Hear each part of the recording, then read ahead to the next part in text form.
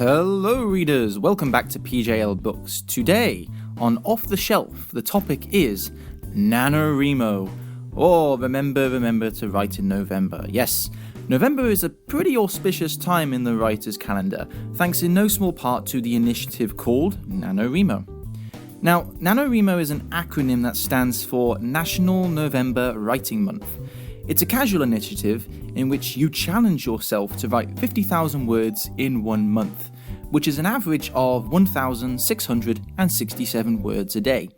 To give you an idea of that length, 50,000 words is about the length of The Great Gatsby or The Hitchhiker's Guide to the Galaxy. The Lion, the Witch and the Wardrobe is a pithy 36,000 words by comparison.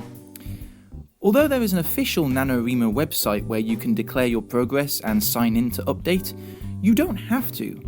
Basically, if you want to do NaNoWriMo, you can jump right in, right now, write 50,000 words before November 30th, and you've won. You don't need to actually get an official stamp of approval to start or finish. The rules are also quite loose. The main rule is that if you believe you're writing a novel, then we believe you're writing a novel too. What is in the 50,000 words is up to you, as long as you wrote it. There are no prizes, and no further measures beyond that 50,000 word limit, not even for the quality of writing.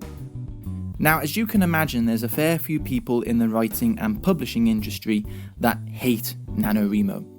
And they have pretty good reasons to do so. NaNoWriMo actively encourages quantity over quality after all. I remember browsing through the forums of the official website, and this was last year. The most popular discussion was methods on how to pad out your writing and eke out those few extra words to drag you over the finishing line. Now, as we've covered multiple times, there is nothing wrong with writing rubbish if it's your first draft. The problem is that there is a lot of people out there going through NaNoWriMo who don't realise that writing rubbish is actually the easy bit. It's the editing that's the real work. Couple that with the euphoria of writing and finishing a novel, even if it is the first draft, and that sensation, which is quite understandable, that your first draft is actually awesome and ready for the shelves right now, means that people blunder straight into the next step of agent scouting far too early.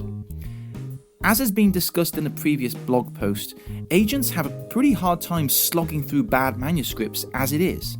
So, I can only imagine how much bigger that slush pile of envelopes gets in December and January, stuffed full of undercooked stories that may have good ideas, but they're crippled by wordiness, padding, all the signs of a story that it's quite clearly they've just bulked out to that 50,000 word limit that NaNoWriMo pushes.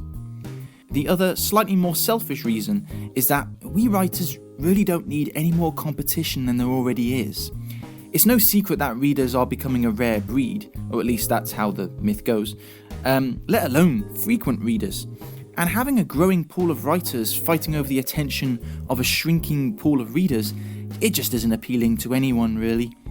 Oh sure, for established authors higher up the food chain with a loyal fan base, it may be easy for them to say, yeah sure, get writing. But for those of us who scramble for the attention of even one reader, the idea of having to fight even harder to make ourselves heard over the thousands of new voices that crop up every November is just bound to stir up negative emotions. Having said all of that, there is actually a lot of good to be had out of NaNoWriMo. I'm participating in NaNoWriMo for the 3rd time this year. Cami was born from a NaNoWriMo project. But while that initial spurt of pure output is important, and NaNoWriMo is very good at making you ignore those inner judges and fears of, is it good enough, and just get your writing, NaNoWriMo works best when it is understood to be part of a larger process. Before that 50,000 words, there should be a planning stage, and after that, there needs to be a rigorous editing stage. If the book is finished, that is. Cami isn't 50,000 words, it's about 70,000.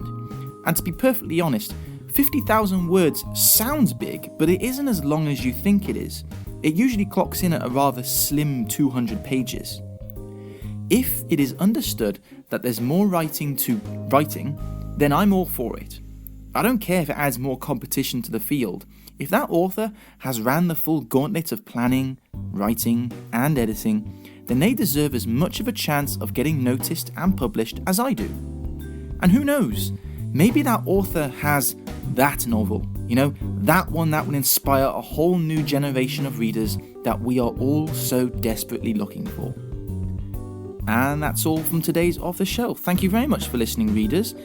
This written blog will be up on my website, so if you want to read up a bit more on that and have a discussion in the comments, feel free to do so. Thank you very much for listening, and see you next time. Bye bye.